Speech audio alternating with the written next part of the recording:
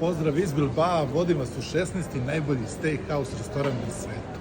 Da se ljudi ne šale, jasno vam je čim uđete u lokal i vidite ponudu mesa. Moj izbor je vo iz Galicije, severna španska pokrajina. Bio je star 7 godina, znači staro meso, a onda je staren u lokalu 120 dana. Gospodin koga vidite vam seče ovako komadine. Ovo konkretno što je izrezao je moj steak za danas, 1,2 kila. Nakon toga vam ova fina mlada dama radi prezentaciju za stolom o čemu se tu tačno radi.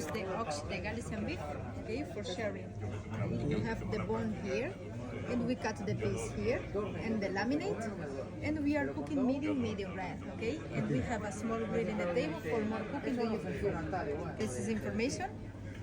Enjoy the meat. I evo ga stiže lepotan, oni ga po pravilu spremaju ovako pečeno. Kome to nije dovoljno, dobije mini roštilj sa strane da može da ga dovršava kako želi. Ja ću ga taći samo malo da pokažem kako to izgleda, inače jedem ovako, ne diram ga dalje. A mene je ovo idealna pečenost i steak je da vam pamet stane. Bukvalno dok ga jedeš razmišljaš da li je realno da ovo sada jedem. Ovakav ukus to ima. Najveći mogući umami, kao koncentrat mesa. Ovo je taj mali grill koji dobijete iskorišćeni samo za ovo malo pačence. A onda sam se vratio na ovako savršenstvo, malo stvari se sa time može porediti.